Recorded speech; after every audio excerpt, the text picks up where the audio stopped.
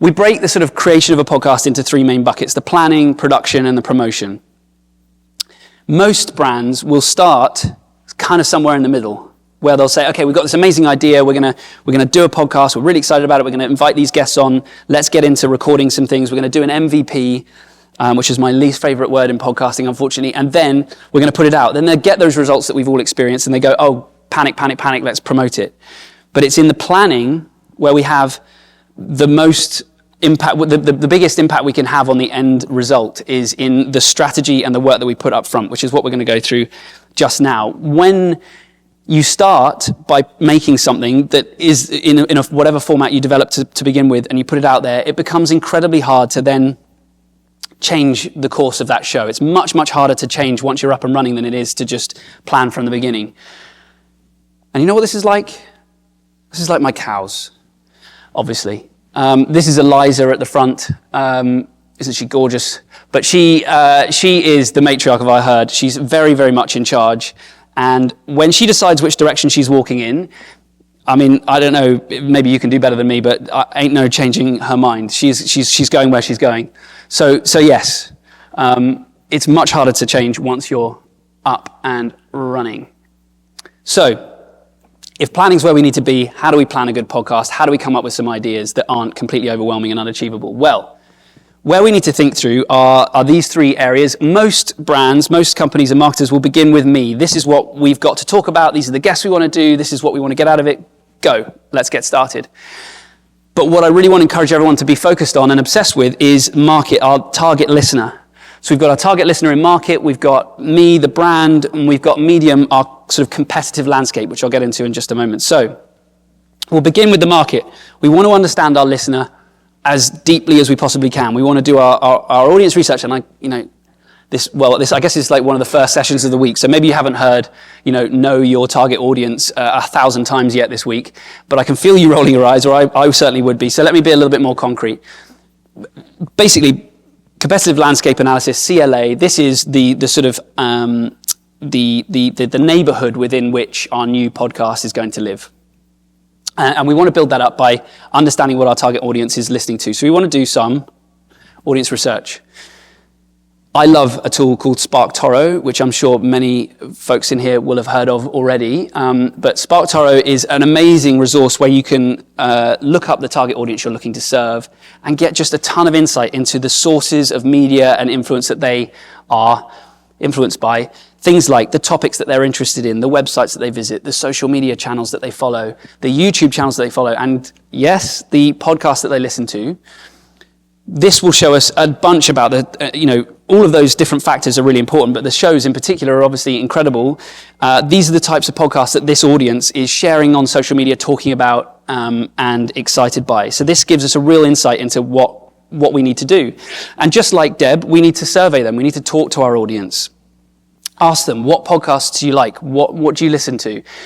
Because our audience is much more than just the data points of what SparkToro tells us. They're also fans of, like we learned, true crime. They might be comedy podcast fans. They might be sports fans. They might be, we want to understand the full spectrum of their media consumption habits, because if we're going to serve that audience and really get them excited, we have to understand them and know them. So we start with that market first. Then we move on to ourselves. So why are we doing this in the first place? Why do we want a podcast? What do we expect to get out of it? Our goals will have a massive impact on the kind of format, the sort of show that we develop. Because, for example, if we want sales tomorrow, we need a very different kind of podcast to if we want brand awareness or brand lift. GE did a show many years ago called The Message, and it was an audio drama. There was no mention of any product in it whatsoever. It was just a story for a story's sake, sort of, I suppose, like the soap operas back in the day. And it was a huge success. They got to spend, hours a week with their target audience just associating their brand, the GE brand, with good stuff, good entertainment. And that was a huge win for them. So whatever kind of outcomes we want will impact the sort of show that we want to make. And then we want to think through, how are we unique? What can we bring to the table that nobody else can? What access do we have that nobody else does? What unique point of view do we hold that the rest of the world might not necessarily agree with? Because if we're not thinking differently, then again, just like those fintech shows we looked at earlier, why would someone pick us over somebody else? And what are our strengths? What do we have? Again, we talked about, I said, what do we have access to that other people don't?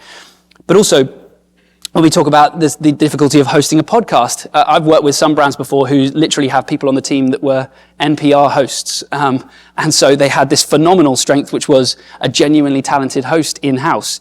That might not be the case for most of us. And so we might think about outsourcing that. I think something that enough brands don't think about actually is, why don't we just get someone outside to host our podcast? We can align ourselves with that person and their audience. It's a huge lift. So we want to think through, what are the things that we have, the bandwidth, the budget, whatever those strengths are. And then we want to come back to our competitive landscape analysis. So the medium, we're looking at what we're competing with in the fullest extent. And so we'll bring in all of that research we've done on our audience. What do they like? What are they listening to? But we also want to understand it from, we're content marketers, we think about SEO, we want to understand from a search perspective, the keywords that we want our show to be surfacing around. If we type that into Apple Podcasts, so we're a fintech show, we type in fintech, what are the shows that come up and what are we there competing with there? And there are some really great tools for this, by the way, podsearch.com or AI. Just Google pod search. I should have planned that in advance. Brandsinaudio.com is a website we put together which houses all of the branded podcasts that are out there. So, there are a bunch of different resources you can use to understand that competitive landscape. And once you're looking at that and you have it, you have the audience in mind, you know what you're trying to get out of it, and you know what your competitive landscape is, you can look for gaps. Where is this audience that we're looking to serve not already getting what they want? Where can we kind of stand out and do something that they're being underserved in, or do it differently or better? But also, where can we take inspiration? What's working? What can we see among the best performing shows in our space that we maybe want to incorporate, because clearly the market's telling us, hey, we want this kind of information. Also, great artists steal, whatever that saying is. I should have stolen it better, I suppose. But look at adjacent industries. For example, if we're in fintech, well, why don't we look at the healthcare space? I don't know, if we can see a podcast in healthcare that's like a really interesting, innovative format, well, we can take inspiration from that, and we're not going to be cross-pollinating audiences there. So that's something that I think not enough people do. And then if we want to de-risk ourselves at this point, if we're feeling like, Deb, hold on, this feels pretty scary, I'm about to make a true crime show, am I going to get, I'm going to look like an idiot and get fired? Well, we can concept test. And there's a bunch of different ways that we can do this. I talked about MVPs before, and certainly creating a pilot episode of one particular concept can be a great way to understand, hey, can we do this? Does it land? What's the response like? But also we can do it really scrappily. We can run Facebook campaigns with a few different creatives and see which one lands the best, different titles and artworks and things like this.